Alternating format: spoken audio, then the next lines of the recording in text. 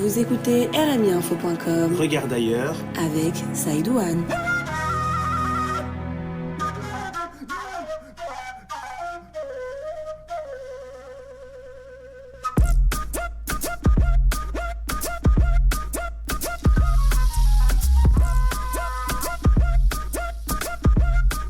Bonsoir et bienvenue dans Regarde ailleurs, l'émission consacrée à la Mauritanie et sa diaspora. Avec au sommaire de RIM-Actu, la SNIM dans ses plus sombres jours. Après la grève, le train déraille. La MAFDC, ou l'Association des Mauritaniens du Grand Cincinnati aux États-Unis, a élu Hadi Koudoué Anne comme président. Nous allons le joindre tout à l'heure pour mieux faire connaissance avec cette association. Nous développerons tous ces titres après ce sommaire avec Amadou Kane.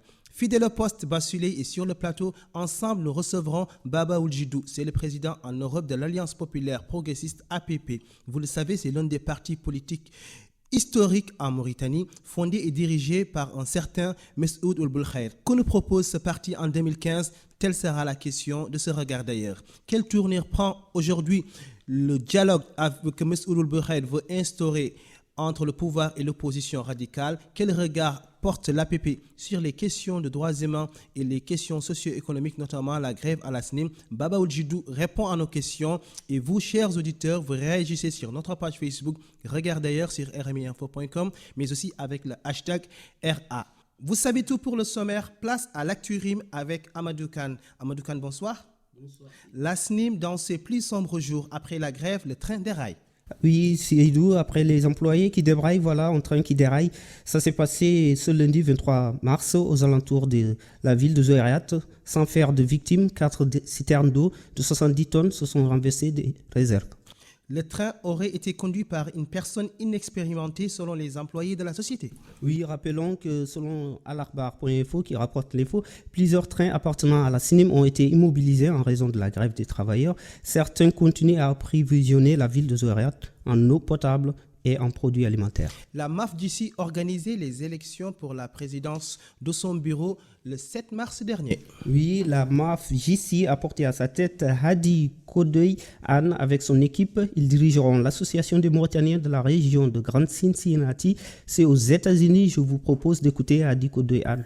Donc, l'association mauritanienne de l'amitié de Cincinnati et environ est une association socioculturelle apolitique et non lucrative. Donc, c'est une association juste pour maintenir des relations relations culturelles et sociales entre les Mauritaniens qui vivent à Cincinnati et ses environnements. Et ses environs. Nous lançons à votre équipe.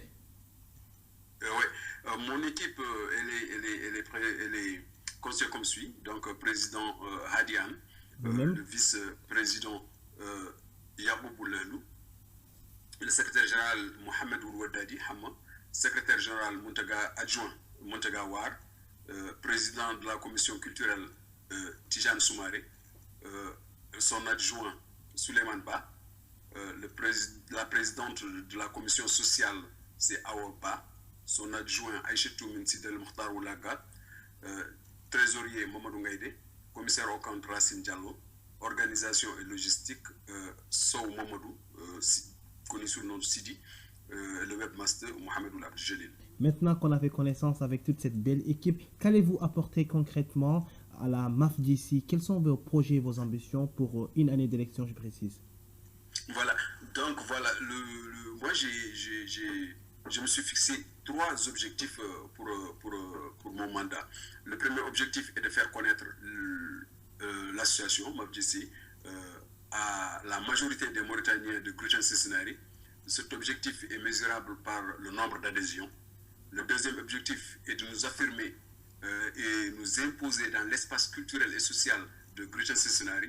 Et cet objectif est mesurable par l'acquisition d'une forte notoriété et crédibilité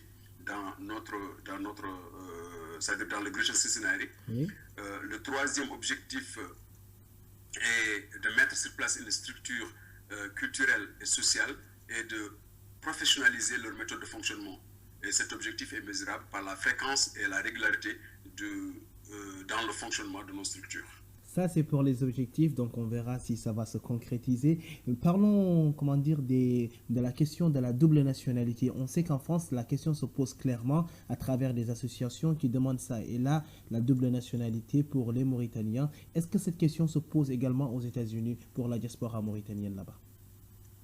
Oui, bien sûr, elle se pose et elle est d'ailleurs inquiétante. Parce que moi, je ne peux pas, c'est-à-dire concevoir et comprendre pourquoi l'État mauritanien veut juste renier ces Mauritaniens qui sont aujourd'hui à l'étranger et qui sont de grands intellectuels qui peuvent beaucoup apporter à leur pays, parce qu'ils l'apportent au pays dans lequel ils vivent. Yeah. Donc, mais le problème qui se pose actuellement chez nous et que je n'arrive pas trop à comprendre, et beaucoup de Mauritaniens avec lesquels j'ai discuté ne comprennent pas, qu'on me dise qu'il faut adresser une demande au chef de l'État pour accepter ou refuser. Donc, et le chef de l'État est un citoyen comme tous les autres. Ce n'est pas à lui d'accepter ma mauritanité ou de la refuser. Mais moi, je crois que le problème doit être institutionnel. Il faut poser le débat au niveau de l'Assemblée et que tous les Mauritaniens doivent être, c'est-à-dire égaux devant la justice de leur pays et devant c'est-à-dire leur constitution. Pour la double nationalité. Aujourd'hui, la MAFJC s'inscrit quand même dans une volonté de vouloir améliorer quelque peu ou bien en tout cas dynamiser la vie des Mauritaniens aux États-Unis. Quelles sont vos relations avec l'ambassade de la Mauritanie qui se trouve à Washington? Voilà, personnellement, nous allons juste envoyer, c'est-à-dire le procès verbal de l'Assemblée générale passée, c'est-à-dire l'élection du nouveau bureau. Donc, on va lui envoyer c'est-à-dire le procès verbal et bien sûr une lettre pour lui dire quand même que nous sommes aujourd'hui les seuls habités à représenter notre communauté, surtout dans ce scénario et ses environnants. Donc nous sommes prêts à défendre les intérêts de notre communauté et nous allons travailler avec l'administration, les autorités compétentes, c'est-à-dire pour l'intérêt de la communauté. Je crois que ceci est vraiment un impératif et je crois que c'est compréhensible. Nous ne fermons aucune porte par rapport à notre ambassade et à notre administration qui doit nous représenter et nous représenter dignement. Et on sait par exemple que l'ambassade de la Mauritanie qui se trouve à Washington est un peu c'est peut dire, très loin de l'état dans lequel se trouve la MAFJC aujourd'hui, c'est-à-dire l'état d'Ohio. Est-ce que vous demanderiez dans les mois ou les jours à venir qu'un consulat soit ouvert, d'ailleurs pour faciliter tout ce qui est question d'enrôlement et tout ce qui est question administrative pour les Mauritaniens qui vivent aux États-Unis? Moi, je dirais même que c'est un impératif. Je dirais que c'est un impératif parce qu'aujourd'hui, vu, c'est-à-dire le nombre de Mauritaniens qui vivent dans l'Ohio et c'est-à-dire le Greater Cincinnati, les tri-states, je dirais, c'est-à-dire Indiana, Kentucky, Ohio. Moi, je crois qu'il est impératif aujourd'hui d'ouvrir un consulat ici parce qu'il faut voir, par exemple, pour aller à Washington DC, il faut conduire plus de 9h à 10h de temps. Et comment vous allez le faire avec toute une famille? C'est pas tout évident, ça fera 20 heures dans aller-retour pour DC. Donc pourquoi pas décentraliser un peu les choses, faire un consulat ici à Cincinnati? Je crois aujourd'hui que c'est impératif pour non seulement l'assouplissement du travail administratif, mais aussi pour aider vraiment la communauté mauritanienne qui vit dans le Greater Cincinnati. Donc je dirais, c'est de tout de suite, pour terminer, notre engagement doit être sans équivoque. Unir et restaurer la confiance entre tous les Mauritaniens. Donc, ceci doit être un cercle d'os de tous les jours. Et cela demande beaucoup de sacrifices. Nous sommes convaincus de bonnes raisons qui fondent notre association. Nous sommes conscients de nos points de fragilité, étant encore bien peu nombreux à concentrer les efforts que requiert notre responsabilité. Nous sommes bien évidemment conscients des défis que nous impose la vie et les contraintes inhérentes à la survie dans un pays comme les États-Unis. Mais cela ne doit pas constituer une excuse pour nous dérober ou manquer à nos obligations. Nous le devons à l'histoire et aux générations futures. Nous comptons sur la détermination et l'engagement de chaque Mauritanien pour mener ensemble ce travail. Et je vous remercie. C'était Hadi Kodoyan, le président de la MAFJC. C'était Rimactu avec Amadou Khan. Vous écoutez Regarde d'ailleurs sur rmiinfo.com. Dans un instant, nous recevons sur ce plateau Babaoul Jidou, le coordinateur en Europe de l'Alliance populaire progressiste APP. Le temps qu'il s'installe, je vous propose l'artiste mauritanien à la conscience positive, je nommé Sipi dans Jetten World. Salam alemon, bandira be min gare mon, emin Kono enen jetten on jari yettude. Ngaren jetten on jari yettude. Jimen jetten Allah jari yettude. Ngaren jetten on jari yettude. Hey Mr. President, buma sorale kisa budget ou election. Money to my bale. I am a billionaire. Yala ko def ci xol yi. Soxlaw ma sa connexion. Sa alal fi la may baye. I'm a international. From everywhere. Like Sheikh Umar Foutiyou Tall. Almube ma konjeti Allah. Ngare nenen jetten on jari yettude. Ngare jetten on jari yettude. Jimen jetten Allah jari yettude. Ngare jetten on jari yettude. Charles Zeyna خير من سرقة ودين والأعمال المولانا خير من ملايين حمدين. Vous écoutez Regard d'ailleurs sur rmiinfo.com. Dans un instant, notre invité répond au questionnaire A. Mais tout de suite, place à notre invité, justement, M. Babaoul Djidou, coordinateur en Europe de l'Alliance populaire progressiste, dit l'APP. Babaoul Djidou, bonsoir. Bonsoir. Merci d'être des nôtres. On va parler de vous, de vos activités politiques en Europe, de votre parti, l'APP, l'Alliance populaire progressiste, de son président historique, Mes'oud Ould Boulkhair. Mais avant d'en venir à tous ces sujets et à l'actualité qu'on va évoquer tout à l'heure, est-ce que vous pouvez nous en dire un peu sur l'idéologie de votre parti? À quel référent idéologique votre parti se réclame-t-il? Je rappelle que votre parti a été créé en 2002. Alors, je vous remercie tout d'abord pour cette plateforme que vous me donnez là. Et bien sûr, je remercie toute l'équipe. Ensuite, j'apporterai quelques précisions par rapport à notre parti. Notre parti n'a pas été créé en 2002. Au contraire, il a été créé en 1991. L'APP, je parle. Je parle de l'APP parce qu'en fait, il s'agit d'un vieux parti que, à la suite de l'introduction d'AC en 2002, que notre parti, par la suite, avec des contacts qu'il a eus avec d'autres partis, surtout le refus à l'époque de Ould Taya de pouvoir accepter Convention, qui a été un autre parti qui était en gestation, il y a eu des contacts avec ce parti qui existait et par la suite, au congrès de 2004, le parti, ceux qui étaient dans AC ont pratiquement fusionné avec APP. Et c'est à partir de là que les militants ex-AC sont devenus des militants de l'Alliance populaire progressiste. Ça, c'est d'abord la première question que je souhaitais donc apporter une précision pour vos auditeurs. La deuxième, c'est qu'en réalité, nous ne réclamons pas d'une idéologie donnée. Tout ce qui est donc progressiste, tout ce qui est moderniste pour notre pays, fait partie de la vision globale de notre parti, entre autres aussi toutes les idées humanistes, au-delà de ce qu'on met dans l'idée humaniste, mais aussi tout ce qui est universel, tout ce qui pourrait apporter un meilleur bien-être à l'individu en Mauritanie, dans la sous-région, en Afrique et dans le monde, fait partie de notre idéologie.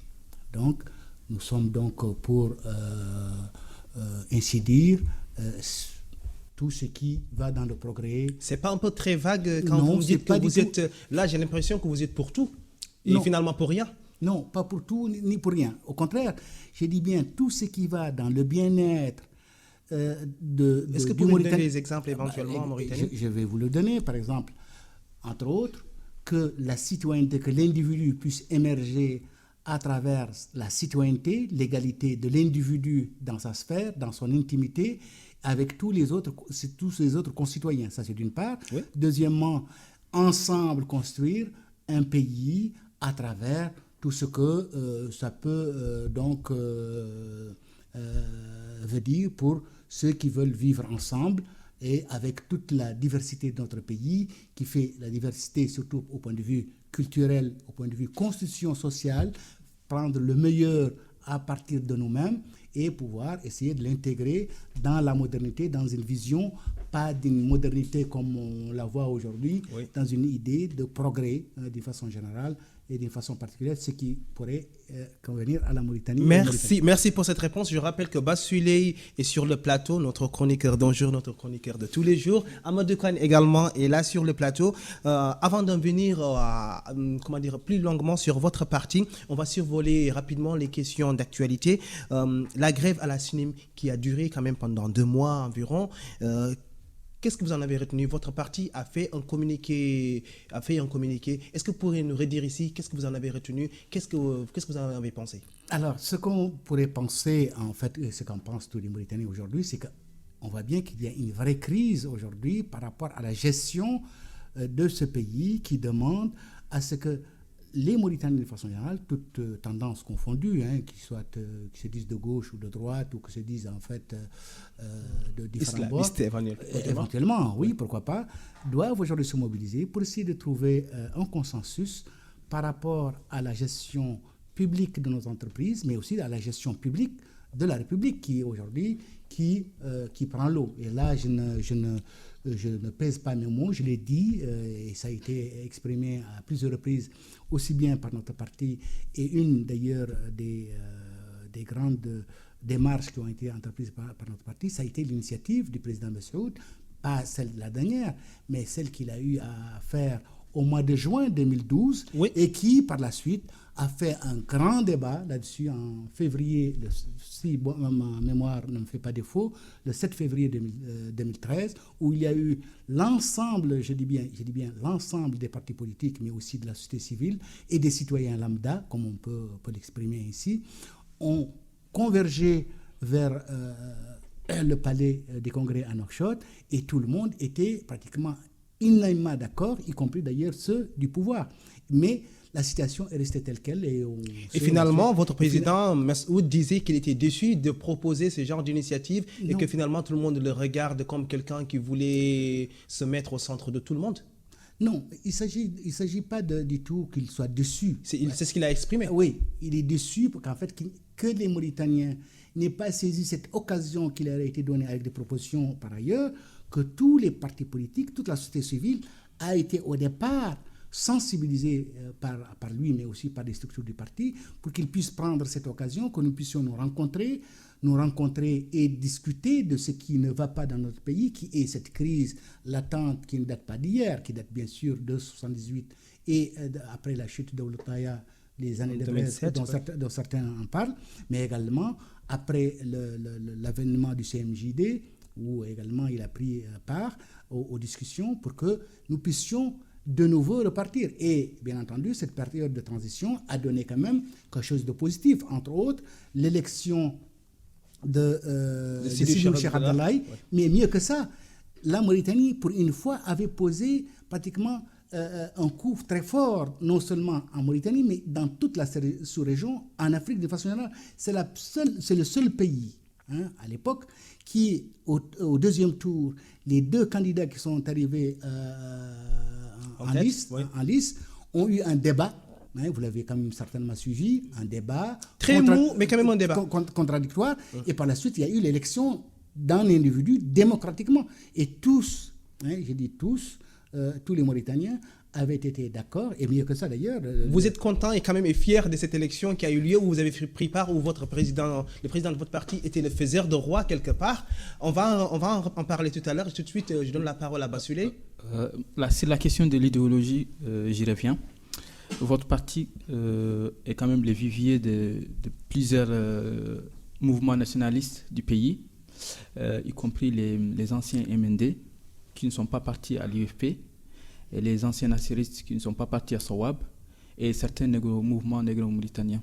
Comment ça se fait qu'aujourd'hui vous refusez de vous définir d'une idéologie? Est-ce que ce n'est pas une idéologie de consensus? La PP n'est pas une idéologie de consensus, par exemple? Ou comment ça se fait qu'on a trouvé toutes ces idéologies ensemble, quand on sait que par le passé, Ils ne se mélangeaient pas. Non, mais alors, c'est vous dire à quel point que aujourd'hui, l'idéologie telle qu'elle a été définie avant, pratiquement n'existe plus aujourd'hui dans le monde. C'est dire que, en fait, c'est des hommes et des femmes qui ont trouvé, qui se sont rencontrés, qui ont discuté pratiquement du projet de ce parti pour la Mauritanie, et qu'on voit bien que des anciens du MND, des anciens encore, négro-africains, des anciens nasseristes, des personnes qui ne s'affichaient nulle part, ont pu se retrouver pour créer une structure qui, aujourd'hui, est au centre de la Mauritanie, dans le sens où elle fait des propositions extrêmement intéressantes, qui prend en charge l'ensemble des préoccupations des Mauritaniens, parce que le plus intéressant dans tout ça, ce sont les préoccupations des Mauritaniens, et c'est ça l'idéologie fondamentale de notre pays, c'est de pouvoir prendre en charge, ou en tout cas être la force de proposition d'une idée qui est défendable, qui est défendue, que beaucoup de nos compatriotes adhèrent, entre autres la question, par exemple, du retour des déportés, qui a été un des fondements de notre bataille, mais aussi la question de l'esclavage, mais aussi celle de l'aménagement du territoire, voyez-vous. Donc, des questions centrales pour un mieux vivre ensemble et qui balayent l'ensemble des questions qui pourraient se poser, entre autres aussi l'éducation, mais aussi la santé. Une petite relance sur ce point-là précis. Comment ça se fait que APP est né d'Al-Hor et après Al-Hor d'AC, qui regroupait quand même les ténors de la lutte anti-esclavagiste, les abolitionnistes de la première heure de la Mauritanie. Et ça fait maintenant près d'un demi-siècle que vous luttez contre l'esclavage. Et au sein même de votre parti, on entend quand même des voix les nasseristes, par exemple, c'est des nationalistes arabes qui, d'une part ou d'une autre, récusent l'existence de l'esclavage. Et ce qui fait que souvent, la position de votre président, Massoud El-Boukhaï, est quand même quelquefois contradictoire par rapport à la nouvelle génération. Je ne veux pas dire que par rapport à la nouvelle génération des abolitionnistes. Comment vous situez ces débats-là ? Le fait que vous agrégez des mouvements et au fin, on n'arrive plus à positionner votre parti sur certaines questions. C'est pour cela qu'on voulait repartir dès le départ sur l'idéologie. Je vous laisse répondre. Alors j'apporte une correction. Très bien. J'apporte une correction. C'est pourquoi vous êtes là. Oui, j'apporte une correction. On vous écoute. Alors, la première est que, d'abord, le AC n'avait pas été créé que par les anciens d'Al-Hor. Effectivement, certaines personnalités qui avaient été les membres fondateurs du mouvement Al-Hor faisaient partie de AC. Alors, c'était la colonne vertébrale d'AC et les gens de l'Hor. Colonne vertébrale, écoutez, colonne vertébrale, on ne va pas mesurer tout de suite. Je vous laisse le soin, en tout cas, je vous laisse... voilà. Mais ce qu'il faut dire, que la question de l'esclavage a été posée depuis très longtemps en Mauritanie, entre autres, y compris d'ailleurs en 1960. D'ailleurs, c'est pourquoi on voit, quand on décline la Constitution, elle y était même d'une façon très timide. Il faut dire que la question de l'esclavage a pris son essor réel quand justement des jeunes haratines, des personnes d'origine servile, ont pu prendre la question et créer un mouvement clandestin à l'époque qui s'appelle le mouvement El-Hor. 5 mars 1978. Et pour information, cette même, ce qu'ils appelaient eux à l'époque la charte, a été même remise en main propre à l'ex-président Yarahmou Mokhtar Ould-Daddah. Ça, c'est d'une part. Deuxièmement, les grandes luttes de ce mouvement-là sont connues, entre autres celle de 1980, où il y a eu une très grande manifestation par rapport à une dame qui était tenue en esclavage à Attar, et il y a eu l'arrestation de tout le mouvement, pratiquement la direction du mouvement, et il y a eu le fameux procès de Rosso. En fait, Rosso, on y revient, voyez-vous, en fait, l'histoire du moins se refait. Ça, c'est d'une part. Et à l'avènement de, entre guillemets, la démocratisation des années 90, effectivement, à l'époque, une des forces réelles qui existait, c'était le mouvement Al-Hor. Parce qu'on la voyait aussi bien au syndicat. Parce qu'elle était porteuse d'une idéologie. Ce qui est plus important.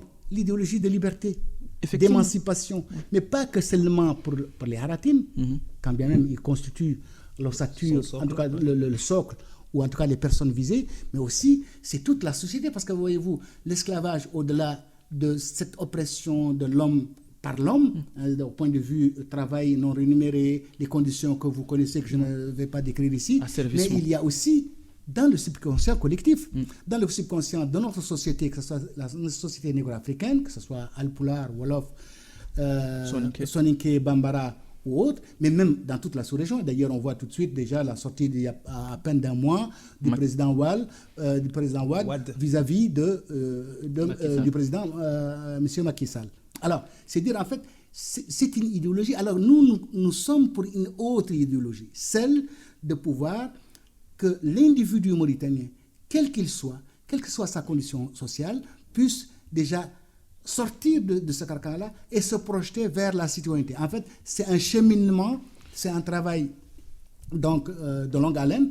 Et effectivement, nous avons pu effectivement avoir des personnes, comme toujours, d'ailleurs, pour dire que en 80, quand même ils n'étaient pas très nombreux, il y avait beaucoup de Mauritaniens de différentes communautés, que ce soit des Halpulaar ou des Wolof ou des Soninké ou des Maures, ont pu soutenir en fait ces personnes qui avaient été arrêtées. Et c'est par la suite, lorsque les partis ont été créés, effectivement, toutes ces personnes éprisent de paix et de justice, mais surtout qui ont un esprit citoyen de construction d'une république, une vraie république, sur un état de droit, une nation avec son peuple, avec ses différentes composantes, pour que nous puissions aller de l'avant et mettre en place un projet de société qui a sa spécificité mauritanienne, avec l'histoire de la Mauritanie, qui est très peu connue par ailleurs, et en même temps faire un projet global. En quelques lignes, comment se dessine ce projet-là, en quelques lignes? Alors, en quelques lignes, je viens de vous l'exprimer tout à l'heure, une république démocratique, citoyenne, qui met en avant l'individu, et en même temps projeter l'individu dans son environnement, qui est cette république que nous souhaitons. Pensez qu'un Hartani de Amrouj, oui, et il peut se suffire de ce discours-là. Un Hartani d'Amrouj qui vient de sortir de l'esclavage, vous lui dites oui, on vous propose pas le terrain pour cultiver, pas l'éducation pour votre enfant, pas la santé pour votre, mais une citoyenneté comme ça théoriquement. Est-ce qu'aujourd'hui vous ne pensez pas ce qui manque en Mauritanie, c'est la pratique même de l'idéologie?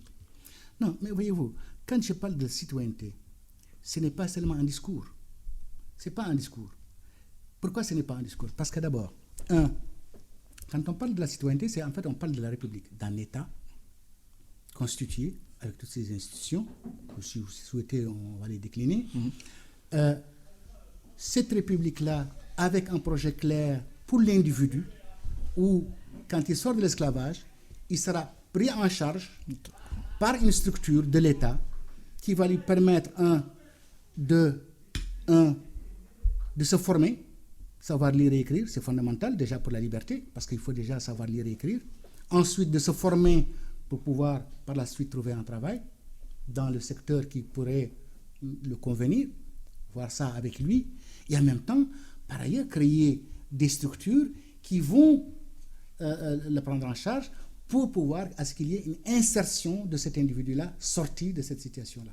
Et ça demande des moyens énormes que l'État, que dit bien l'État que nous voudrons mettre en place, puisse mettre en charge. Et ça, c'est aussi bien valable pour le Hartani d'Amrouj, mais aussi c'est valable pour la Hartania de Tindouf, disons de Zouarat. Merci pour l'idéologie que vous avez essayé de concrétiser, qu'on a vu. On va donner la parole à Amadou Kane.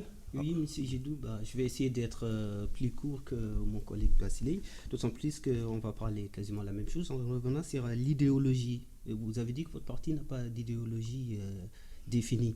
Et comment ça peut être autrement, puisqu'on sait que l'APP aujourd'hui, c'est une mosaïque des anciens Delors, des nasséristes, et une partie des mouvements nationalistes négro-africains. Donc ça peut pas être on ne peut pas avoir une idéologie définie alors que vous avez en quelque sorte tous ces mouvements antagonistes. Alors justement la force d'APP, c'est justement ça.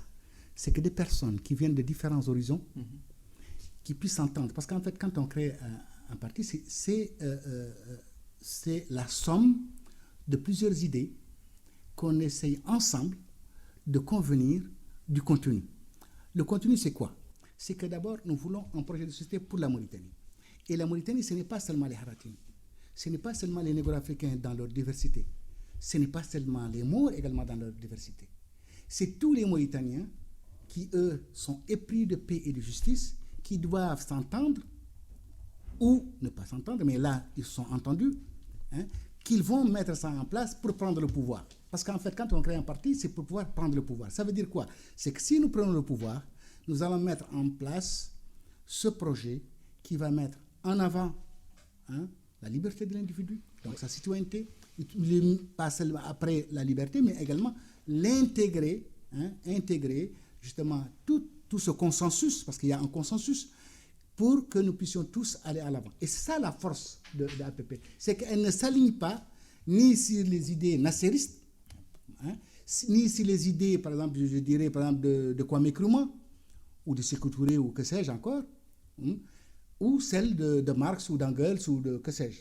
Voyez-vous? Oui, et non seulement également des islamistes, que ce soit les frères musulmans ou autres, voyez. Donc, ce qui m'est mis en avant, c'est d'abord l'intérêt de la Mauritanie, et sur la base de l'intérêt de la Mauritanie, pour que nous puissions construire tout ça ensemble, que ceci a été proposé et que tous se sont entendus sur ça. Pardon de vous couper, quand vous dites que c'est la force, moi je trouve que c'est plutôt une faiblesse pour votre parti, parce que vous avez là des différents courants donc qui sont antagonistes. Du coup, le parti, on a mal à définir le parti en fait. On ne sait pas le parti. Par exemple, c'est une question sur l'esclavage. Basile l'a relevé tout à l'heure. Les nasseristes, pour eux, c'est les séquelles de l'esclavage. Non. Alors là, j'apporte carrément une mise au point. On vous écoute. On écoute monsieur Oudjidou. Les nasseristes. Oui. Les nasseristes, ils sont de différents courants. Vous savez, je vais juste vous expliquer. Vous avez différents courants déjà dans les nasseristes. Je parle de ceux qui sont à AAC. Tous conviennent qu'il n'y a pas de séquelles d'esclavage, il y a l'esclavage. Que ce soit d'ailleurs les négro-africains, qui pour certains ici disent non, l'esclavage chez nous, ce n'est pas comme l'esclavage là-bas. Alors, j'apporte une précision, que l'esclavage, qu'il soit chez les négro-africains, qu'il soit ailleurs, qu'il soit en Chine ou ailleurs, c'est pratiquement quelque chose d'abominable. Il n'y a pas d'échelle dans l'horreur. Il n'y a pas d'échelle dans l'horreur. Oui. Ça, c'est d'une part. La deuxième, c'est que tous ceux qui sont aujourd'hui dans APP ont cette vision-là qu'il y a l'esclavage effectif en Mauritanie. Il n'y a pas que des séquelles. Il y a de l'esclavage réel, aussi bien dans la communauté maure que dans la communauté négro-africaine d'une façon générale. Mieux que ça, notre parti même reconnaît qu'il y a également des castes et que c'est justement ces castes-là aussi vivent également une exclusion. Voyez-vous? Quand vous dites les castes, lesquelles par exemple? Écoutez, on peut parler des forgerons, on peut parler des potiers, on peut parler, quand je parle des potiers, parce que les forgerons dans la société maure, ils travaillent aussi bien le fer que le cuir. Alors que dans la société négro-africaine, c'est beaucoup plus, il y a une stratification, comme vous savez, vous avez les potiers, vous avez... une stratification dans les deux sociétés. Non, elle est beaucoup plus... Elle est beaucoup plus... On ne va pas comparer ici, même s'il y a des anthropologues parmi moi, j'ai rebondi sur ce que dit Khan. Le problème de APP, il est aujourd'hui récurrent, c'est-à-dire du fait où on trouve une contradiction entre les discours de APP et de la nouvelle génération des abolitionnistes. Par exemple, Ira a toujours eu des accrochages avec Massoud Ould-Boukhayr. Sur cette question-là, effectivement. On va en venir tout de suite à Ira, mais quand même, je préfère qu'on avance un peu dans le débat. Je voudrais juste apporter une précision qui est fondamentale. Vous allez l'avoir tout de suite. Vous allez avoir l'occasion tout de suite d'éclaircir ce que vous voulez. De toute façon, la parole sera à vous. Vous êtes notre invité aujourd'hui. Ce que je voulais dire, c'est qu'on va avancer un peu par rapport au débat, à savoir, d'après ce que disent mes camarades, d'après la lecture que nous en avons fait de manière globale, que l'offre politique de l'APP, elle est quand même un peu pas très lisible pour tous les Mauritaniens. Du coup, aujourd'hui, en 2015, la question que moi personnellement que je vous pose, pour qui très concrètement roule Massoud Ould-Boukhayr, votre président de votre parti? Je vais apporter d'abord une précision par rapport à le manque de lisibilité. C'est en fait effectivement quand on est à Paris, quand on est ailleurs, hors de la Mauritanie, on pense que Et pourquoi vous êtes à Paris aussi, vous ne pensez pas différemment que nous? Alors, je vais être différent parce que moi, c'est totalement différent. Ouais. Parce qu'en fait, on n'a pas de lisibilité. Pourquoi? Parce que quand on voit les élections, c'est à partir justement des élections qui ont eu lieu, de Taya à aujourd'hui, auxquelles soit l'ancien AC avait participé, ou également qu'APP a participé. Dans les communes, nous avons eu le nombre d'élus et de communes que nous avons gérées sont extrêmement importants. Parce qu'à l'époque, juste pour votre information, nous avons eu la ville de Zouérat. Aujourd'hui, d'ailleurs, vous avez vu ce qui s'est passé. Saïdouane. Pas Saïdouane. Saïdouane n'était pas maire. Saïdouane était député. Qui a rejoint le parti présidentiel Aziz après. Je parle de la mairie, qui a été dirigée par le camarade Yacoub El Salamval. Ensuite, on a Célie Babi. Ça, quand même, c'est des viviers, c'est des poches extrêmement importantes. Vous avez également 2 communes rurales à Bogué. Oui. Est-ce que votre bilan est différent des autres partis? Oui, il est différent parce que notre parcours est différent, il est bien entendu.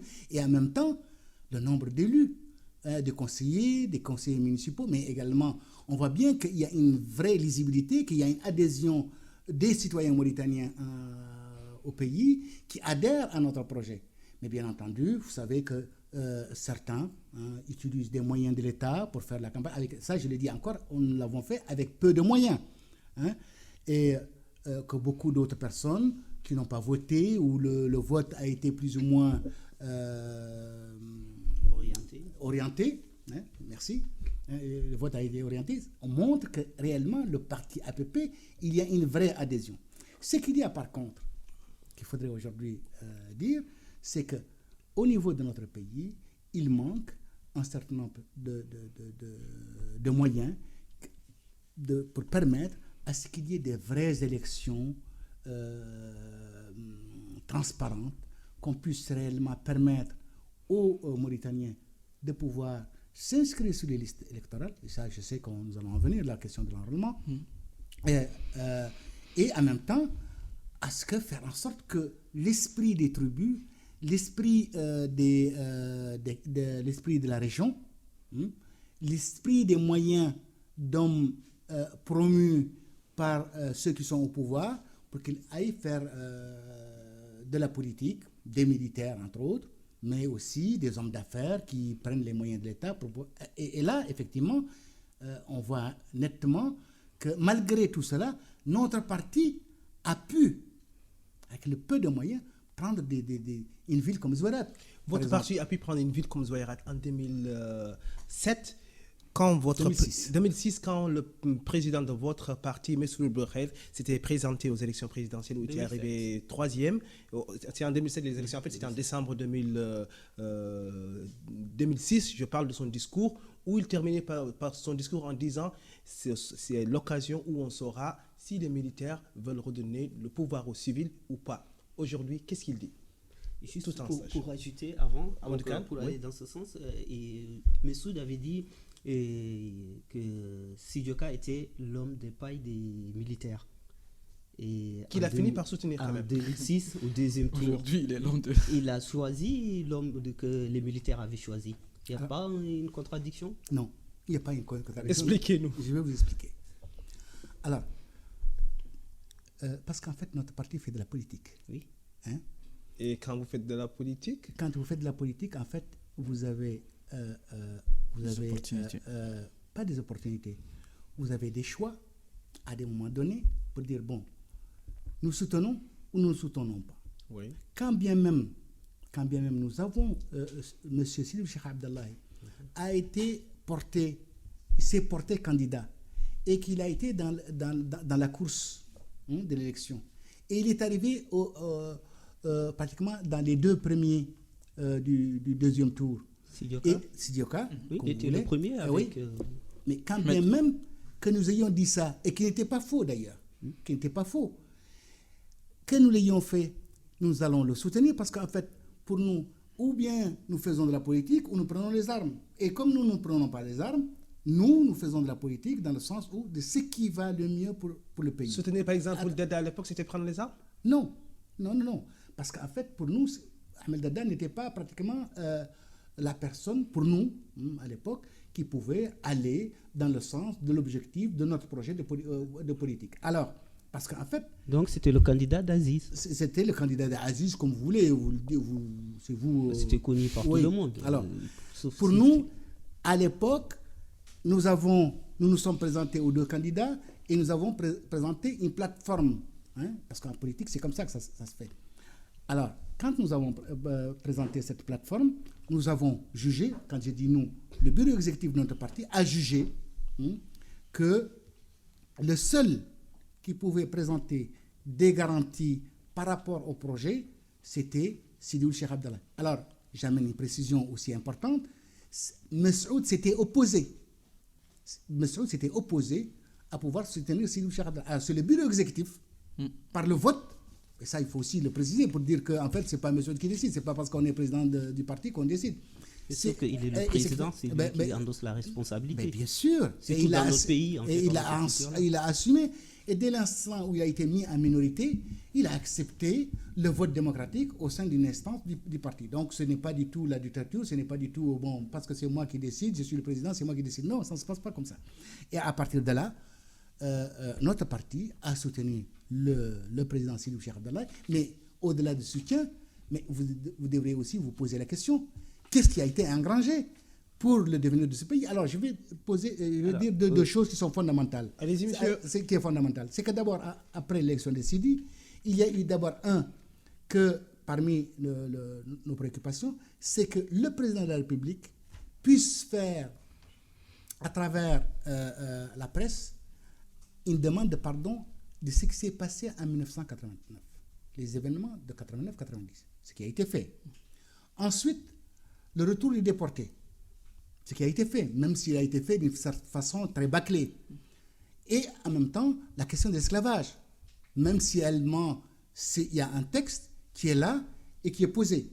Voyez-vous, donc il y a des avancées qui sont fondamentales, parce qu'on ne voit pas que ça. Alors, une autre question la deuxième question que vous m'avez posée, à laquelle je souhaitais répondre, c'est quand vous parlez d'IRA et d'APP, il ne faut pas qu'il y ait d'amalgame. D'accord. Précisez. IRA est un mouvement qui est hors de notre parti, qui ne fait pas partie de notre parti, qui ont une démarche qui est respectable, mais qui n'est pas la nôtre. Et nous avons une autre démarche. Par ailleurs, cette démarche-là, nous la respectons. La méthode n'est pas la nôtre. Et puisqu'ils ne font pas partie de notre parti, nous ne pouvons pas donc prendre une décision à leur égard. Au contraire, nous les avons soutenus. Nous les avons soutenus quand leur président, chaque fois quand il a été arrêté, nous avons, en tout cas quand j'ai dit nous, notre parti, le président Messoud en personne, a eu à le soutenir, je vais donner des exemples, quand il y a eu l'incinération des livres et que ça a été le halo dans toute la Mauritanie, que bon, il faut le pendre, il faut pendre haut et court, il y a eu à taper sur la table. Et ça, vous pouvez trouver toutes ces déclarations dans la presse qui existent encore. Ensuite, chaque fois que l'occasion lui est donnée de soutenir Biram dans ce qui est légal, il le fait. Par ailleurs, l'IRA est libre de pouvoir choisir la méthode qui est la sienne, que l'on peut respecter. Et en même temps, les jeunes aujourd'hui, parce que la façon dont a été posée la question de la problématique haratine en 1980 et aujourd'hui, il n'y a pas eu de grands changements. D'autant plus que quand on voit aujourd'hui ceux sur lesquels aujourd'hui pose l'IRA, c'est pratiquement la loi de 1980, la loi de 1981 et la loi de 1983 par rapport à la réforme foncière. Et ça a été obtenu. Ça a été obtenu par cette élite, si vous voulez, cette avant-garde de Haratine, de jeunes qui ont posé les grandes lignes de la question de l'esclavage et comment le régler. Voyez-vous? Donc, tout ceci. Je ne vais pas parler des sujets d'IRA, je vais vous laisser à mes collègues qui en savent plus. Quand vous dites qu'est-ce qui a été engagé par rapport au soutien de Messoud Assidioka, moi je vais vous dire ce qui a été engagé. Ce qui a été engagé, c'est que votre parti, votre président plutôt, Messoud a été élu président de l'Assemblée nationale, alors que votre parti n'avait que 4 députés. Et alors? Où est l'intérêt du pays? Et alors, Où est l'intérêt On du parle- pays? je- C'est je- l'intérêt de votre parti plutôt. Il y avait un deal qui a été passé. je vais vous expliquer ce qui a été engrangé. Et je viens de le souligner tout à l'heure. Le retour du déporté n'est pas quelque chose d'intéressant à engranger? Oui, mais là, Vous savez combien Sidioka avait déjà promis. Non. Promis C'était sur dans quoi? son programme. Quel programme? Programme de Vous- politique générale. Non. Tout le monde. je suis, Il y avait 20 candidats et sur les 20 candidats, tout le monde parlait du retour des réfugiés. Et la question de l'esclavage, c'est pas quelque chose d'intéressant? Oui, c'était intéressant. La question de l'esclavage avait déjà été même. Mais c'était votre cheval de C'est- bataille. C'était pareil aussi pour Ahmed Dada, lui aussi, il s'était même engagé. Elie Mohamed Val, qui n'était même pas candidat à l'époque, avait condamné l'esclavage. Donc tout le monde savait. Non, condamner une chose. Il avait condamné l'esclavage, il avait dit et redit dans tout le pays où il a été. Alors, je vais vous apporter certainement une précision. C'est que vous savez très bien que l'ex-chef de l'État, Mohamed Val, avait bien dit qu'en fait, il n'y avait pas du tout de déportés. Oui, il le maintient d'ailleurs. Ça, c'est d'une part. Deuxièmement, pour certains, aussi, la question de l'esclavage n'était pas aussi nette telle que nous l'avions posée. Qu'il y ait, parce que les termes de la loi sont pratiquement incriminalisant l'esclavage comme étant un crime. Ce qui était juste. Là, vous allez figer par non, rapport à non, ma je question, vais en fait. Non, mais j'y viens. Non, je vais pas du tout l'occulter. Parce que je vous ai dit dès le départ qu'il y a eu. Nous sommes venus avec une plateforme pour pouvoir négocier. Parce que ça se négocie. Vous savez, quand on vient soutenir quelqu'un, on négocie, comme ça se passe d'ailleurs ici. On prend par exemple, je vous donne un exemple. On va parler mauritanien. Oui, mais on va parler. Je pourrais, mais c'est Donnez juste, votre exemple. c'est juste pour vous donner des exemples, entre autres, qui sont extrêmement intéressants, pour que vous puissiez faire le parallèle entre ce qui se passe en Mauritanie, parce que la Mauritanie ne se trouve pas coupée du monde. Oui. Nous sommes aujourd'hui. La preuve, on est là en France, on parle de la Mauritanie. Oui. Mais non, mais mieux que ça. C'est qu'aujourd'hui, le monde est devenu une seule ville, si pour ne pas dire un seul village. Je reprends les termes de quelqu'un qui l'avait dit. Oui. C'est que ce qui se passe en Mauritanie a une incidence fondamentale, ce qui se passe en Europe. Je parle juste du pays, la Mauritanie. Oui. Vous savez d'ailleurs les événements qui ont eu durant la présidence de Sidi Cheikh Abdoulaye quand des terroristes ont agressé ou égorgé ou tué des touristes, des paisibles touristes. Oui. Vous savez, aujourd'hui, c'est devenu une question fondamentale. Une question internationale. C'est qu'en fait, le terrorisme aujourd'hui est une question internationale. Ça veut dire que effectivement, quand vous venez négocier, vous ne négociez pas seulement pour telle question, mais mieux que ça. Nous avons même, à l'époque, dans les accords que nous avons avec Sidi, il y avait 6 ministres et une douzaine de secrétaires généraux et des directeurs d'institutions qui n'ont jamais eu lieu. Nous en avons eu 4. Et puis ensuite, effectivement, la présidence de l'Assemblée nationale, pour nous, était quelque chose aussi de fondamental, parce que c'est une des hautes institutions qu'il fallait que ce soit un homme qui a des principes, un homme qui a des convictions, mais aussi avec des valeurs que nous défendons, que nous avons toujours défendues. Mais c'est en quelque sorte antidémocrate d'être élu président de l'Assemblée avec 4 députés. On va parler de 2015. Tous les députés l'ont élu, sauf 2. Il y a eu 2 abstentions. Oui, parce qu'il y avait un mot d'ordre. Il y avait un mot d'ordre. C'est qu'il y a un consensus. Mais bien sûr, quand oui, c'est le deal. Il y avait un deal. Mais bien sûr, il y avait un deal. Vous avez fait une plateforme. C'est un deal. Oui. Quand je parle de 4 députés. Mais là, c'était dans l'intérêt général du pays. C'est dans l'intérêt général du pays. Parce qu'en fait, nous, puisque vous avez dit tout à l'heure, vous êtes les faiseurs de roi. Mais bien sûr, le faiseur de roi, il faudrait bien que ça rapporte aussi à la structure qui, elle, va être effectivement participer à la gestion de ce pays, et je ne vois pas les raisons pour lesquelles. Pourquoi pas quelqu'un d'autre. Vous venez de décrire quelque chose que certains diraient de l'opportunisme politique. Mais on va avancer, on va parler plutôt de 2015. On sait qu'aux prochaines élections présidentielles, le président... Oui, ça m'engage. Ça vous engage, mais nous ne pensons pas que ce soit plutôt de l'opportunisme politique. Au contraire, des calculs politiques. Soyons plus correctement. On va parler de 2015. On va parler de 2015. On sait qu'aux prochaines élections présidentielles, par exemple, votre président... si l'état de la Constitution est maintenu tel quel, ne pourra pas se présenter à cause de son, disons, Son très âge. rapidement de son âge. Que propose-t-il aujourd'hui? Quelle est, la relève? Comment votre parti vit ça? L'alternance Vit cette- APP. Est-ce que l'alternance existe chez APP? Chez APP. Alors, je vais revenir à une question pour laquelle je ne vais pas du tout vous permettre de pouvoir dire que notre parti est un parti d'opportunistes. Ça, je ne peux pas le permettre. Parce qu'en fait, nous ne sommes pas des opportunistes. Au contraire, nous avons une vision pour ce pays. Et quand on a une vision de ce pays, il y a des choses qui sont fondamentales. Quelle est la meilleure posture qu'il faudrait avoir pour pouvoir participer effectivement à la gestion de ce pays? Et c'est ce que nous avons fait. Nous avons jugé que la meilleure façon, c'est de pouvoir, avec la plateforme que nous avons posée, que ceci est un consensus et que Oui, ça un consensus. convient à notre parti. Et d'ailleurs, c'est comme ça. C'est comme ça que Consensus qui portait votre président au sommet au sommet de l'Assemblée nationale, Ah. mais aussi la participation de Comme, certains militants à l'Assemblée.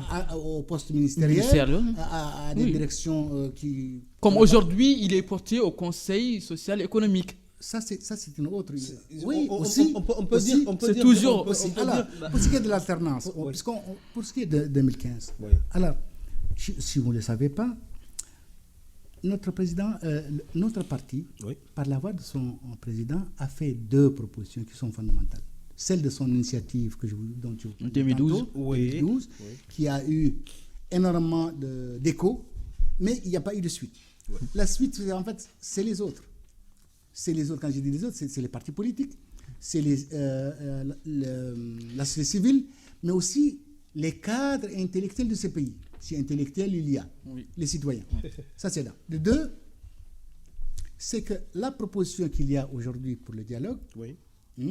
qui est son initiative. Et d'ailleurs, pour votre information, j'ai amené d'ailleurs la mouture qui a été présentée, qui est là. Il avait présenté lui-même En 2 pages. en 2 pages. Elle est là en 2 pages. Ben, ça, vous On la est- laisserez éventuellement. Voilà, hein, oui, mais pour vous que pouvez nous vous la survoler très rapidement pour que parce nos que auditeurs entre en autres. aient une idée. Entre autres. Oui. Entre autres. Ce dialogue-là, espérons qu'il puisse avoir lieu. Effectivement, parmi les points qui ont été avancés, entre autres, Oui. le plus important, c'est que d'abord que l'actuel président de la République ne puisse pas se représenter.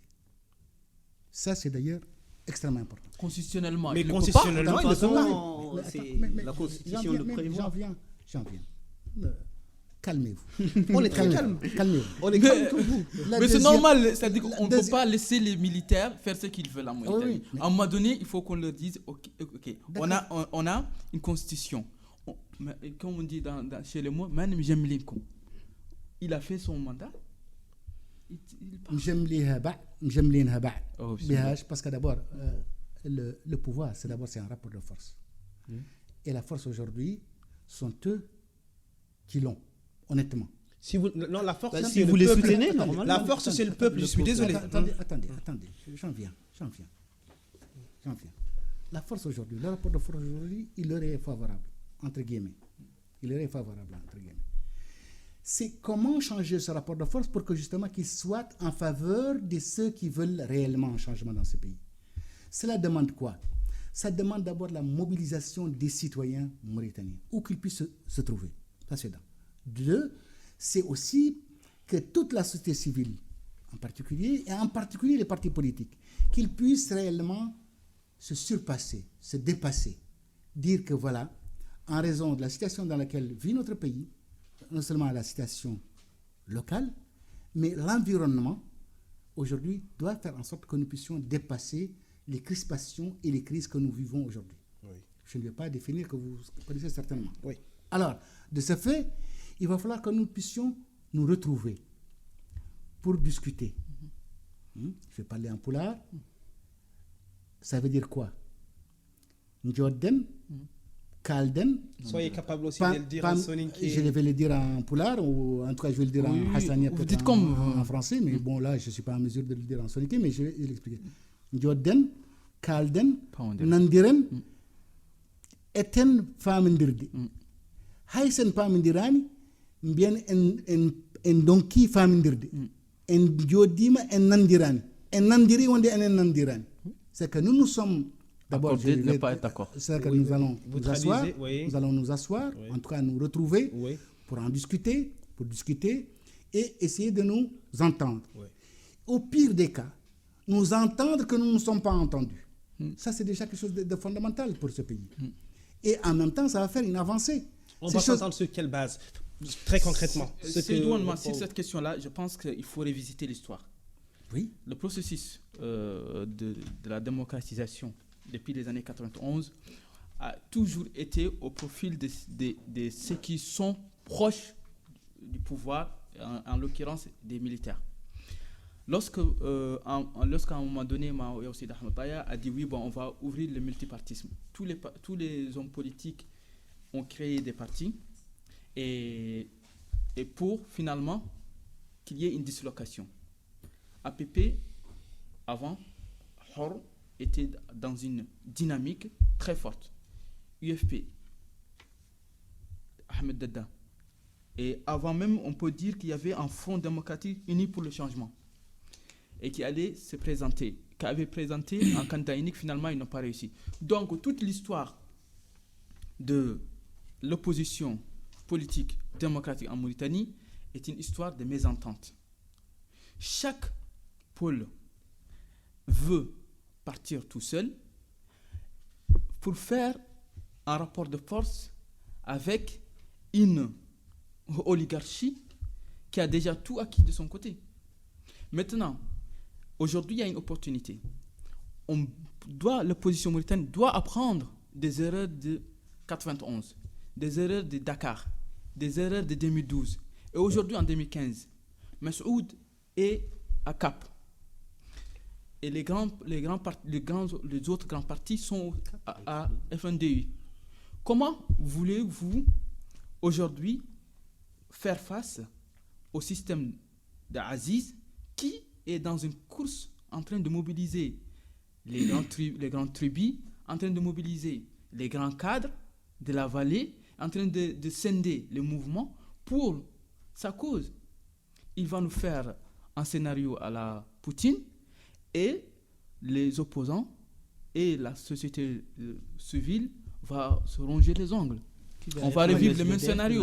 Comment vous pensez qu'on peut éviter les erreurs du passé pour faire face à ce rapport de force et paisiblement bouter dehors les militaires et ramener un pouvoir civil? Alors, d'abord, j'amène une précision. C'est parce qu'il faut vraiment, je pense qu'il faut parler de situations où, de mon point de vue, vous ne maîtrisez pas tous les contours. Tout ce que je vous ai dit ici, c'est de l'histoire. Nous ne maîtrisons pas. Tout ce que je vous ai dit ici, on suit l'actualité. Je vais apporter une précision. Parce que je pense que c'est important. Tout ce que je vous dis, ça Alors, existe. je vais amener une précision par rapport à ce que vous venez de dire. Amenez vos précisions. Alors, d'abord le FDUC.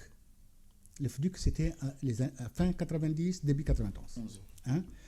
Le FDUC, ce front-là, effectivement, l'ossature de ce moment-là, c'était pratiquement deux grands mouvements, ou je dirais trois. C'est d'abord, effectivement, à l'époque, Al-Hur. Ensuite, c'était le MND. Et ensuite, c'était le MNDI et puis d'autres personnalités. Oui. Et effectivement, c'est ce front-là qui a donné naissance à l'UFD, dont le secrétaire général était Massoud. C'est dire qu'en fait, il y a eu une avancée fondamentale, que tous les mouvements politiques, ou en tout cas en grande partie, étaient à l'UFD. Ensuite, il y a eu des divergences. La divergence fondamentale, c'est quoi? C'est parce que tout simplement, certains dans l'UFD ont dit Hardane Ardorako. Oui, en parlant de Massoud. En parlant de Massoud. Un esclave ne peut pas Donc diriger. ce détail-là, il était important. Ah oui, j'en viens, mais c'est parce que c'est extrêmement important. Ouais. Tout ceci permettra à vos auditeurs de pouvoir avoir quelques bribes d'informations. Hein. Ensuite, M. Ahmed Dada est venu pour pouvoir se présenter en tant qu'indépendant. Vous venez de Washington, si je m'en Je n'ai aucune idée. Alors, quand il est venu, certains au sein de l'UFD ont, l'UFD c'est bien ça, hein, oui. ont dit, bon, on va soutenir Ahmed. Parce que c'est le frère de l'ex-président Yarahmou et il va engranger machin. C'est peut-être lui qui avait plus de chances d'emporter l'élection face à Oultaya aussi. Mais d'ailleurs, il l'avait remporté. Pourquoi lui a plus de chances que l'autre? Pourquoi on ne mettrait pas la chance sur celui-là? C'est par rapport à la sociologie de la Mauritanie. Vous avez dit au sein de l'IFD, les gens ont dit oui, Hardane Al-Ghouta. Imaginez les gens qui sont instruits, qui disent ça. Et le bas peuple, ça va. C'est quand même paradoxal. C'est important qu'il nous explique cette trajectoire. C'est quand même paradoxal qu'un jeune cadre mauritanien reste sur ce genre d'appréciation. Je ne suis pas cadre. Je dis peut-être. Je ne suis pas certain. Parce que la sociologie, c'est quoi? La sociologie de notre pays, il faut la marquer. La marquer pourquoi? Et je vais vous dire qu'elle a été marquée fortement. Déjà, le seul fait que pour la première fois dans l'histoire de ce pays, il y a eu un préfet Hartani. Ça a marqué les esprits. Ensuite, la deuxième, qu'il y ait un ministre Hartani, quelqu'un d'origine servile, qu'il puisse diriger. Comment ceux qui se disent des progressistes, des démocrates, des hommes de progrès, des hommes qui voient plutôt la lumière de je ne sais où, eux puissent ne pas avoir confiance en une structure qu'ils ont créée, pour laquelle ils sont battus pendant des années, ne soutiennent pas celui qui est déjà le secrétaire général de leur parti. Alors que ce dernier, il a été élu à l'intérieur de cette structure. C'est dire à quel point il y a un déphasage entre l'esprit d'ouverture, l'esprit de progrès, l'esprit démocratique, l'esprit de construire quelque chose d'avenir pour ce pays et des idées qui sont ancrées encore chez certains rétrogrades. Ça, c'est deux. Donc, il y a effectivement ces divergences-là. Malgré tout, c'est le mouvement Al-Hur de l'époque qui a pratiquement obligé Messoud à pouvoir soutenir, de rester dans l'UFD et d'accepter à soutenir Ahmed Dada. Et ça, je vous le dis, parce que pour l'histoire, c'est extrêmement important. Et par la suite, pour plusieurs raisons politiques, qu'il y a eu l'éclatement. Un, les anciens du MND, avec certains négro-africains, sont partis créer AC, et c'est resté l'UFD Air Nouvelle, parce qu'il y a eu une nouvelle appellation. Oui. Ensuite, c'est important, les autres sont restés. Et après, il y a eu également la scission des anciens du MND qui sont partis de l'UFD Air Nouvelle. Et puis les islamistes, et puis ça a été pratiquement le sauf-qui-peut. La scission. Le sauf-qui-peut. Sauf-qui-peut. Ça veut dire quoi? C'est-à-dire en fait que nos élites, surtout nos élites, nos lettrés, je dirais comme ça, n'ont pas encore intégré l'esprit de pouvoir se dépasser, de se projeter vers la modernité. Et dès l'instant où on veut construire un pays, on veut créer un espace nouveau, quelque chose de nouveau dans la sous-région, d'autant plus que nous avons une histoire qui est extrêmement importante, qui ne date pas d'hier, où des hommes ont pu marquer l'histoire. Voyez-vous? Je peux parler aussi bien de chez les négro-africains que chez les Maures d'une façon générale. Nous sommes encore avec les carcans de la société du XVe siècle. Séculaire. 15e siècle. Même pas 18e siècle, au 15e siècle. Et effectivement, c'est partant de tous ces constats qu'il est important aujourd'hui que les partis politiques, dans leur diversité, dans leur vision multiple, puissent se surpasser, se dépasser pour dire, bon, on met certaines appréciations personnelles ou d'origine d'antérieure pour nous projeter, que nous puissions nous asseoir et trouver une solution. Une toute petite question. Le dialogue. Une toute petite question. Monsieur Bourret, quand même, qui en 2007 n'avait pas pu se surpasser, comme vous dites, pour dépasser certaines choses, pour soutenir éventuellement Ahmed Oueldada, comment voulez-vous aujourd'hui que sa feuille de route soit soutenue, que les politiciens puissent se dépasser? Parce que moi, je veux qu'on parle d'aujourd'hui. Que les politiciens puissent se dépasser, comme vous dites, pour aller de l'avant, pour aller vers le progrès et soutenir la feuille de route. Moi, je ne vois pas les raisons pour lesquelles, à chaque fois, quand on parle de M. Abdelkhair, on parle d'Ahmed Dada comme s'ils étaient mariés. Et d'ailleurs, même si les gens sont mariés, c'est les deux opposants historiques de Oultaya. Je termine. Parce que même quand on est marié, mais il y a un divorce. Oui, Soyez on maintenant se dire comprend. Taïo On se comprend voilà. pas, on se sépare. Voilà. Oui. On ne se comprend pas, on se sépare. En plus, ils se sont séparés et chacun prend sa route. Et chacun est libre de choisir ce qu'il voudrait. Et c'est ce que nous avons fait. Si vous parlez, Mais c'est des éternels antagonistes, c'est des sages. C'est des sages qui sont Les opposants historiques. Mais qui vous a du dit qu'ils pays. sont sages? Normalement, Mais vous avez dit qu'aujourd'hui, les Mauritaniens, les hommes politiques mauritaniens doivent se surpasser. Mais oui, mais ça, nous sommes dans une nouvelle posture. Nous sommes dans une nouvelle posture qui appelle aujourd'hui l'ensemble des Mauritaniens à pouvoir se surpasser. D'accord.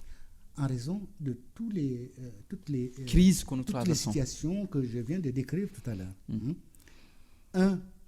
Et ça c'est important de le savoir, nous sommes dans un environnement extrêmement explosif. Dans le sens où, déjà, il y a une paupérisation dans notre pays, avec toutes les crises qu'on peut décrire. Alors, nous avons au nord de la Mauritanie, nous avons un no man's land. Nous avons un no man's land qui est pratiquement ingérable. Ça, c'est le nord du pays. Les pays du Maghreb, donc le Sahara et tout ça. Et au sud, nous avons le Sénégal où il y a encore une instabilité. Vous savez qu'en Casamance, il y a encore des armes qui circulent. Ensuite, nous avons le Mali, qui est aujourd'hui, vous savez, ce qui s'est passé. Mais il y a également une immensité de la nature, c'est l'océan. Et de cet océan-là, nous pouvons avoir tous les dangers. Nous avons déjà la drogue qui passe, mais nous avons également des armes qui peuvent passer. C'est un espace incontrôlable. Alors c'est à partir de là que les Mauritaniens doivent, eux, se poser des questions. Poser des questions pour rebondir.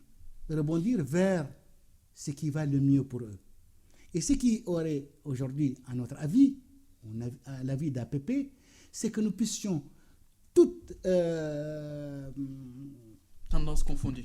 Tendance confondue, mais toute subjectivité mise à part, que nous puissions nous retrouver pour dire aujourd'hui, pour ce pays, pour qu'il n'explose pas, pour qu'il reste dans son environnement, parce qu'en fait, aujourd'hui, nous avons des références des pays qui étaient hyper puissants, qu'on pensait que c'est pratiquement indestructible.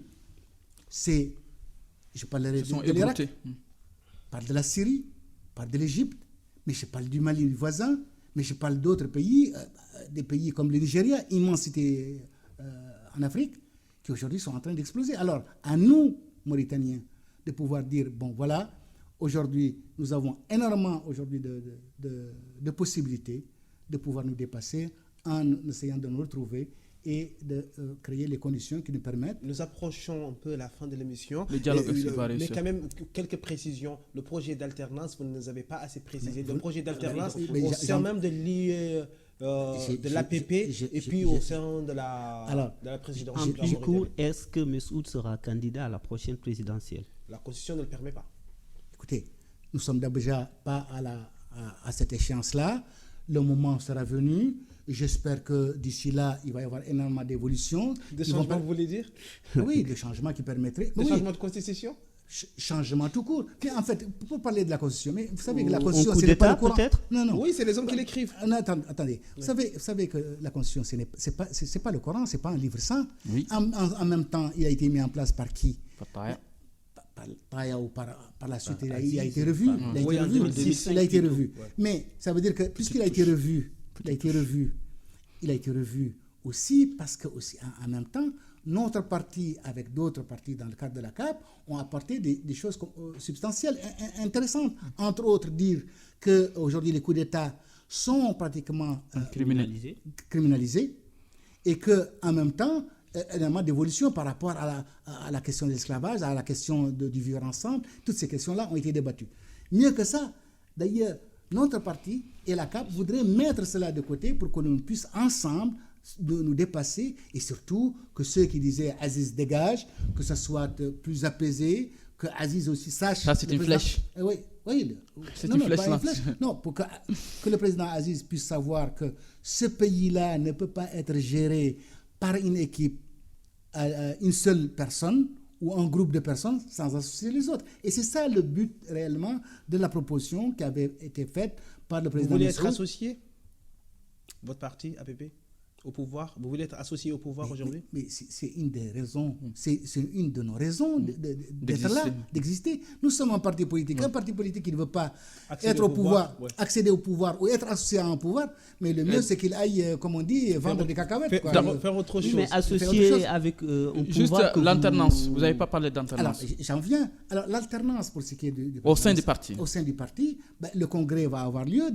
C'est au sein du parti que l'alternance va se faire. C'est à travers, bien sûr, des instances du parti et de ces structures. Lorsqu'il y aura un congrès, les militants vont voter oui ou non pour la reconduite de Messoud. Oui ou non ou contre Messoud. Mais à partir de là, le connaissant, c'est un démocrate, ça je peux vous l'assurer, il va se plier au vote de la majorité. Donc si la majorité vote pour que Messoud se représente à la prochaine présidentielle, ce qui est impossible, la logique de la démocratie, c'est pas la Constitution, il acceptera.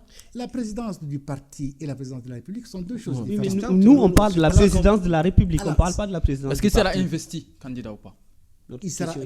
Ça dépendra bien sûr du congrès. Ça dépendra d'abord du dialogue qui va se faire, de toute cette situation qui est en train de se mettre en place, parce que d'autre part, vous savez que le FNDU a dit qu'ils sont disponibles pour pouvoir discuter de toutes les questions. Et ceux qui sont au pouvoir aujourd'hui, le président Mohamed Abdelaziz a dit que lui aussi, il n'y a pas de tabou. C'est déjà ce qui fait que la situation est plus ou moins apaisée. Il donne des bons signaux. C'est des bons signaux, en tout cas, pour que ça puisse se faire. D'autre part, il y a des supputations de part et d'autre pour dire qu'Aziz, le président Aziz est en train de faire campagne pour se réélire. Donc, en vous entendant, vous, APP, vous espérez que la Constitution soit changée pour que Messoud soit candidat. Mais c'est clair, on sait qu'il va pas, que la Constitution l'interdit.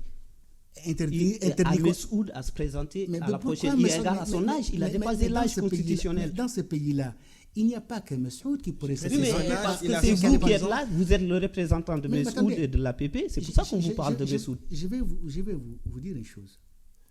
C'est que si la Constitution, avec l'accord de l'ensemble des séparateurs politiques de ce pays, décide qu'elle soit revue et que l'âge, je dis bien, parce qu'en fait, c'est ce point en fait, sur lequel aujourd'hui beaucoup de gens se focalisent pour dire allez, Messoud, voilà. L'âge et la candidature de Mohamed Abdelaziz. Donc ne vous étonnez pas si Aziz veut se représenter une troisième fois. Attendez, non, le président Ould Abdelaziz, je ne pense pas qu'il puisse se représenter parce que d'abord la Constitution ne le permet pas. Mais non, c'est pas pareil.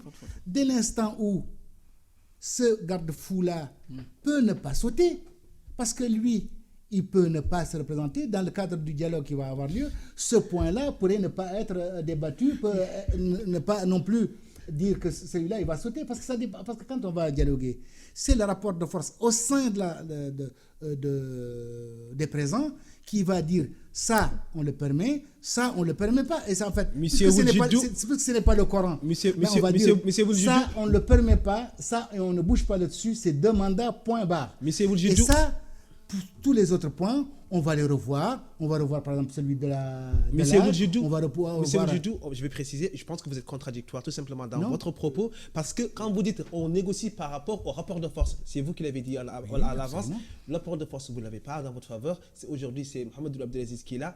Comment voulez-vous que dans la Constitution, on change ce qui arrange le président de votre parti et on ne change pas ce qui arrange Mohamed Abdelaziz? Or, c'est lui qui a le pouvoir. Alors, ne rêvez pas. Le rapport de force, il n'est pas constant. Je pense que je parle à des universitaires. Changez-le. Le rapport de force n'est pas constant. Ça veut dire quoi? Quand nous disons que la classe politique, la société civile vont se réunir et s'entendre pour pouvoir discuter.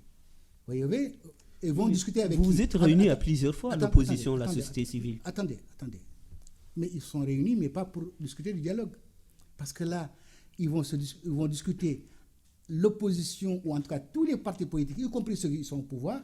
Là, le rapport de force, il va changer impérativement. Donc, puisque nous sommes autour de discussions sur un document ou sur des préoccupations qui concernent tous les Mauritaniens, bien entendu que le rapport de force va changer. Il est fort possible même que le point auquel vous vous focalisez, qui est celui de l'âge, peut-être que ce point-là ne va pas sauter non plus. Ils disent non. Vous l'espérez, oui. Oui, peut-être. Espérons-le. Une dernière chose. Je ne le dis pas contre Messoud, mais c'est... Une dernière chose. Parce qu'il n'y a pas que Messoud qui est... Une dernière chose, Il y a Messoud, il y a Ouldada, Est-ce que vous pourriez nous donner des noms de potentiels éligibles au niveau de votre parti pour être les dauphins de Messoud Ould-Belkhair? Alors là, je ne pourrais pas vous le donner malheureusement. Pourquoi? Parce qu'en fait, je ne pourrais vous le donner que lorsque le... Non, je parle des potentiels. Je ne parle pas... Vous n'allez pas nommer vous. Non, mais pourquoi moi? Pourquoi pas quelqu'un d'autre? Pourquoi pas Ould Samba? Pourquoi pas Ould Samba? Oui. Qui vient de... Oui, pourquoi pas Ould faire Samba? une sortie D'appeler à l'émission fracassante. Mais oui, pourquoi pas Ould Samba? Mais si, dès l'instant où les militants au sein du parti désignent Ould Samba ou Ould Mohamed ou un Diop ou un, je sais pas, Ladi Traoré ou je sais pas comment ils s'appellent encore d'autres militants, ou pourquoi pas Correa ou quelqu'un d'autre, pourquoi pas? C'est que en fait, en réalité, les personnes pensent que le parti, ça y est, c'est une ce parti-là est tenu de main de fer et que c'est Messoud qui dirige et que c'est pratiquement, vous voyez, c'est vous donnez cette impression-là, monsieur. Vous donnez cette impression. Quand même, vous êtes incapable de donner des potentiels remplaçants de Messoud. Donc, vous donnez l'impression que c'est Messoud et sans Messoud, il n'y a rien. Non, je suis incapable de pouvoir prévoir de ce qui va se faire dans le Congrès.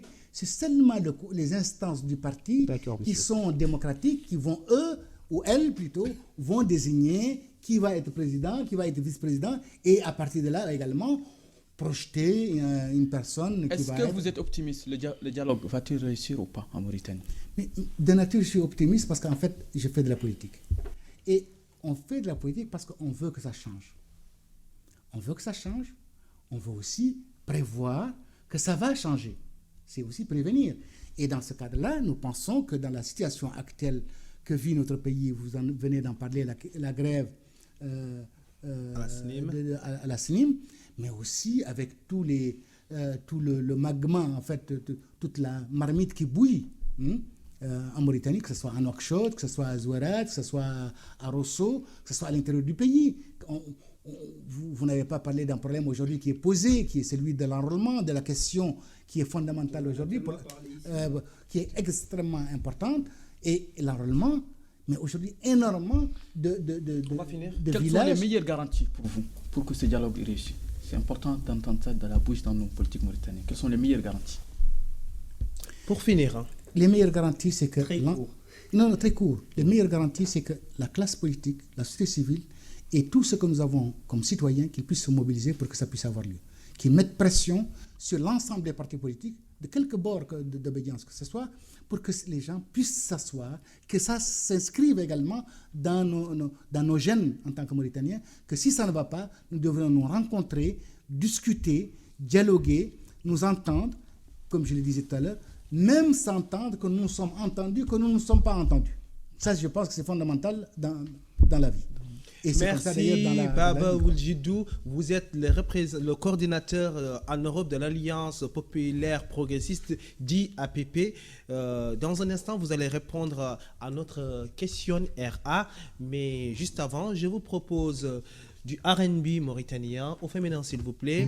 Dali Anne, Take Me.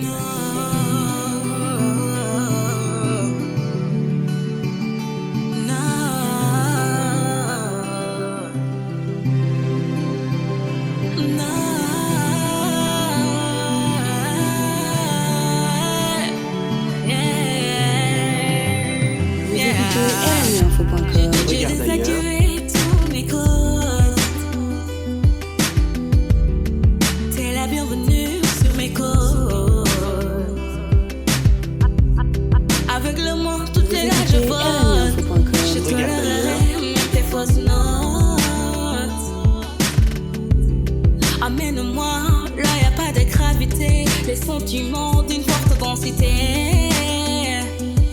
Take me suck the gate where the pressure lives. Don't just take, I want to give. Take me to that place high in the sky. I'm calling you.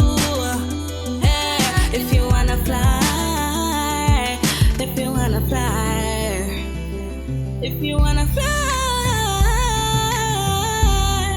Vous écoutez RMI Info.com. Regarde ailleurs. Yeah.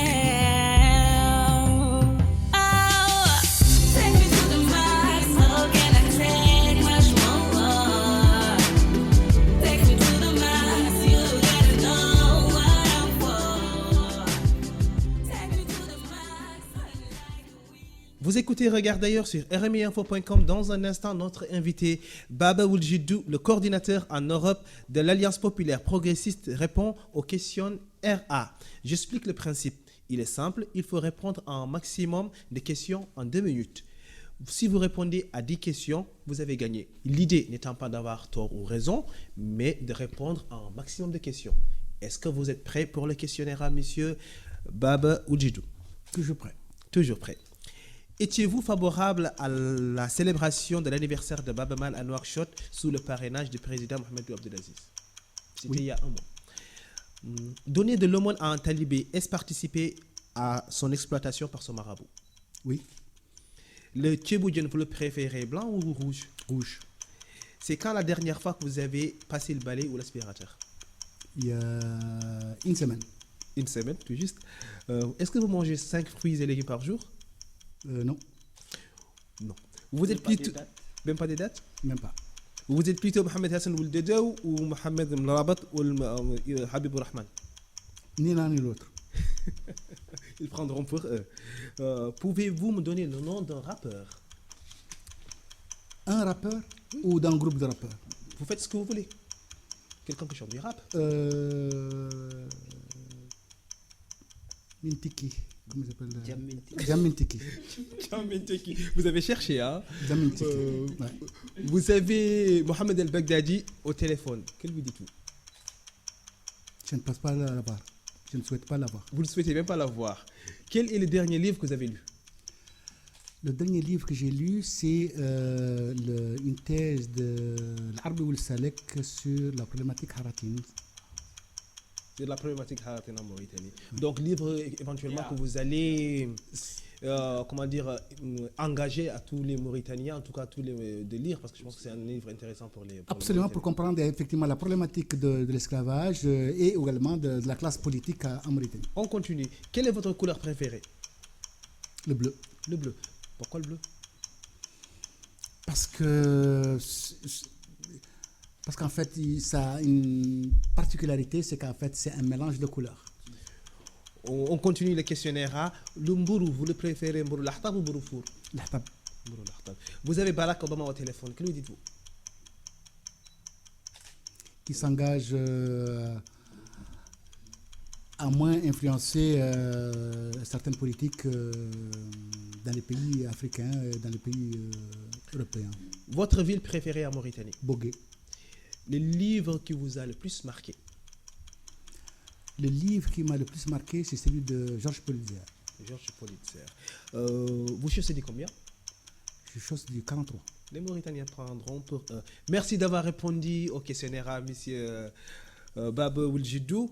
Merci surtout d'avoir été des nôtres dans Regard d'ailleurs. Je rappelle que vous êtes le coordinateur de l'APP, Alliance populaire progressiste, parti historique mauritanien, parti dirigé aujourd'hui par Messoud Ould Belkhair.